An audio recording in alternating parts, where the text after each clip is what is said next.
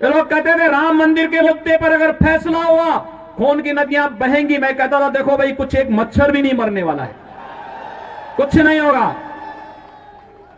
न्यायालय मेरिट के आधार पर फैसला करे, फैसले को लागू हम करेंगे। और किसी के माई के लाल पे हिम्मत है उत्तर प्रदेश में उपद्रव करके दिखा दे।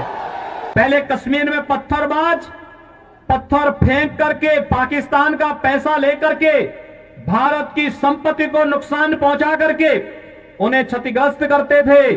और कांग्रेस और केजरीवाल जैसे लोग उन पत्थरबाजों का समर्थन करते थे। लेकिन धारा 370 समाप्त हुई, पत्थरबाज हुए गायब। और पाकिस्तान परस्त आतंकवादी जो पहले भारत के अंदर आकर के जगह जगह विस्फोट करते थे, उन सबको यमलोकपुरी की यात्रा पर भेजना शुरू कर दिया हमारे सुरक्षा बलों के जवानों ने। उनके लिए कहा गया कि भाई भारत की धरती तुम्हारे लिए नहीं है, तुम्हारे लिए तो अब बोली नहीं, हमारे सुरक्षा बलों के जवानों की गोली है और ये गोली खाओ, अपनी यात्रा पर जाओ। कांग्रेस और केजरीवाल इन उपद्रवियों को क्या खिलाते थे? बिरयानी। और हम क्या खिला रहे हैं? गोली। भाइयों बहनों, यही अंतर है। भारत माता के प्रति अगर इनके मन में सम्मान होता, आतंकवादियों के सामने, नक्सलवादियों के सामने घुटने नहीं टेकते, पाकिस्तान का खौफ खड़ा नहीं करते। याद करिए, मुंबई पे आतंकी विस्फोट, आतंकी हमला हुआ था और तब कांग्रेस नेतृत्व की सरकार थी और तब केजरीवाल भी कोई एक एनजीओ चला करके यहां पर जनता को बेवकूफ बनाने का कार्य तब भी करता था। भाइयों बहनों, जब देश की जनभावना थी कि पाकिस्तान पर हमला होना चाहिए, तब कांग्रेस नेतृत्व की सरकार क्या कहती थी कि पाकिस्तान में एटम बम है, कहीं ऐसा ना हो कि भारत पे फेंक दे।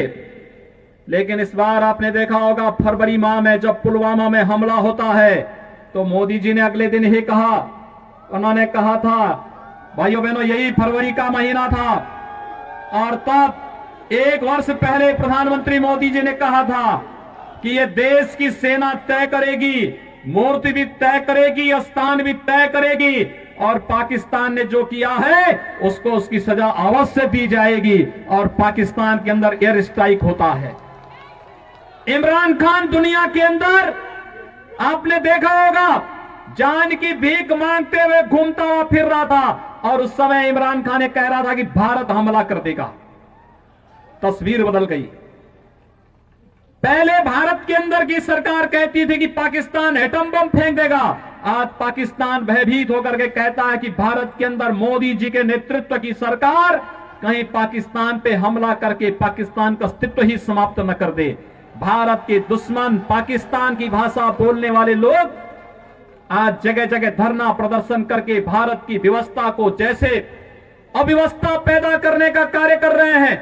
भाइयों बहनों, ये जो धरने नागरिकता कानून के विरोध में जगह जगह किए जा रहे हैं और पाकिस्तान के एक मंत्री के द्वारा केजरीवाल के समर्थन में बयान जारी करना, ये सब कड़ी एक दूसरे के साथ जोड़ता हुआ दिखाई देता है। और यही अपील करने के लिए आज हम सब आपके बीच आए हैं। आपने देखा होगा, कश्मीर में धारा 370 समाप्त हुई, 3 तलाक की कुप्रथा सदैव के लिए समाप्त हो गई। महिला सशक्तिकरण का नारा आज केवल नारा नहीं, ये हकीकत बन चुका है। और महिला सशक्तिकरण के माध्यम से 3 तलाक की कुप्रथा को सदैव समाप्त करने के लिए प्रधानमंत्री मोदी जी का, गृह मंत्री अमित शाह जी का अभिनंदन होना चाहिए।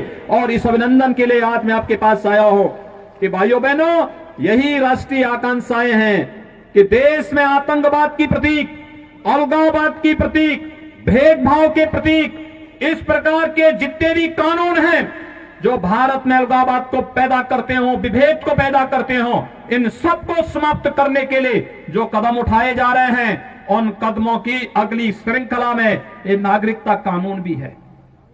हम सब जानते हैं, ये तो पाकिस्तान, अफगानिस्तान और बांग्लादेश के हिंदू, सिख, बौद्ध, जैन, पारसी, ईसाई जो वहां पे पीड़ित हैं, प्रताड़ित हैं, उनको नागरिकता देने का कानून है।